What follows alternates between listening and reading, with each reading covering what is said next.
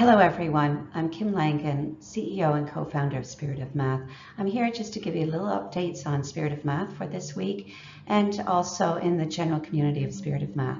First of all, I'd like to wish all of you a happy Diwali for those of you who celebrated it. We celebrate in our home a little bit with our extended family. As you can see on the left, my daughter Kirsty with her husband Galen and his parents in the back, and myself and my husband Darren in the front. We celebrated in their new home, and you can see the sweetmeats on the right with some of the candles that went throughout the home. So again, once again, happy Diwali to all of those who have celebrated it.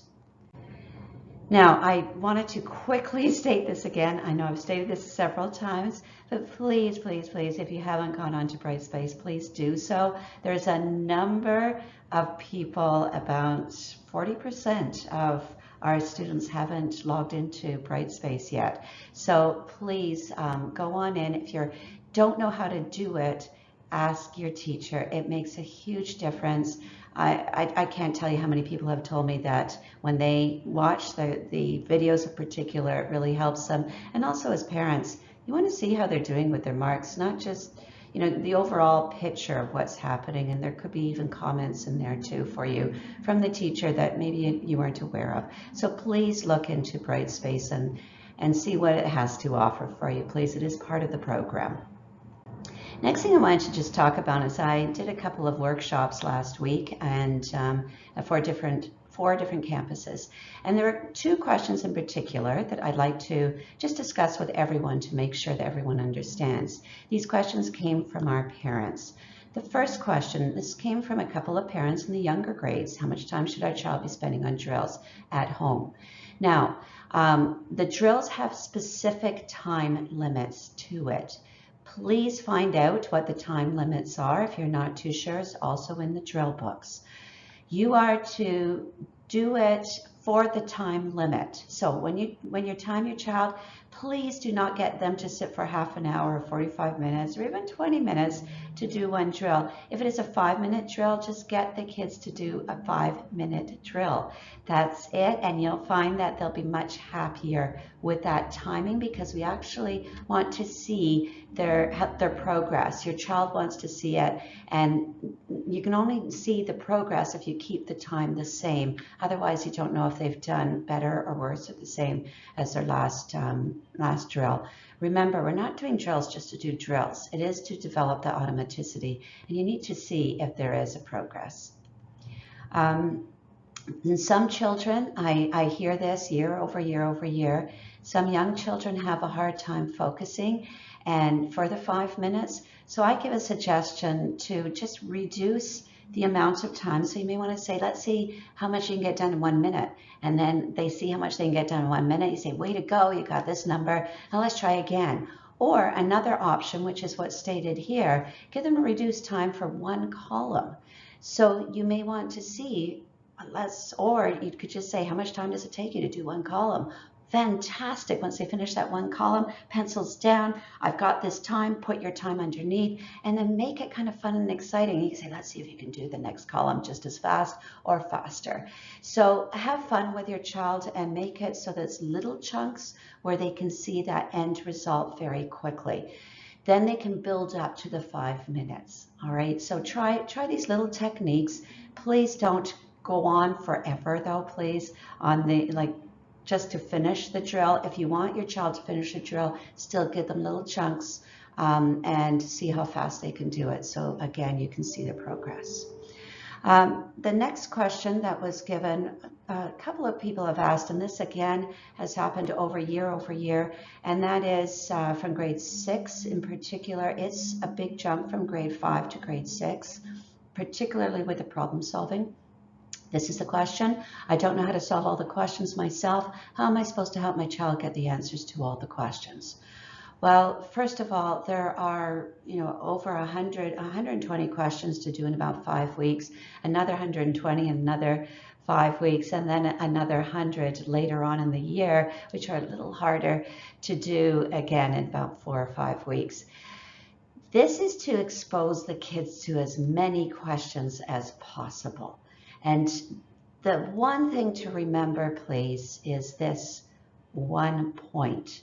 Your child has all the skills, or at least the majority of the skills. If they don't have absolutely everything and don't know everything, they will still have about 90% of the skills to be able to do every question. The challenge is to get into the question. So the only way we can do this is to expose them to hundreds of questions so it becomes a norm.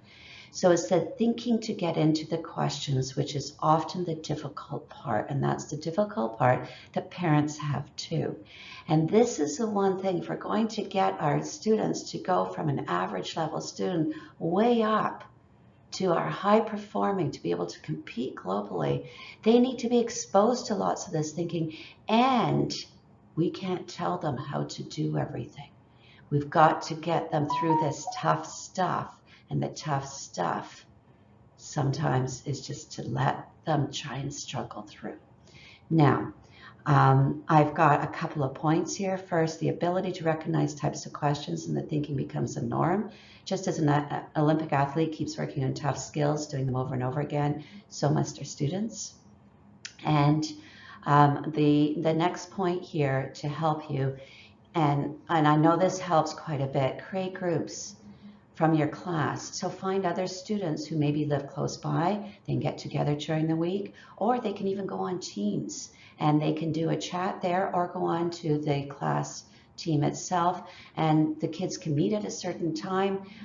You can get the kids to talk with each other. We've had communities work together, people, I can't figure this out, and that's okay. The other thing to remember as parents, it's okay if you can't do all the questions. It's important that your child also sees that, there is times when you struggle too, and they want to see how you struggle through it, how you reason through it, and how you're going to solve the problem. If you can't answer it, how are you going to solve the problem? Oh, let's go and see if there's someone else. Did you call your friends? Did you find out someone else who maybe can do some of these questions? The other thing is, do as many as you can at home, and when they come back to class, they can circle the questions they didn't know how to do, and then they can be very specific in class, they can ask their teammates and also the teacher in class, and then they can get some clarity around the tougher questions. Okay, I hope that helps you. All right, coming up is Bring a Buddy.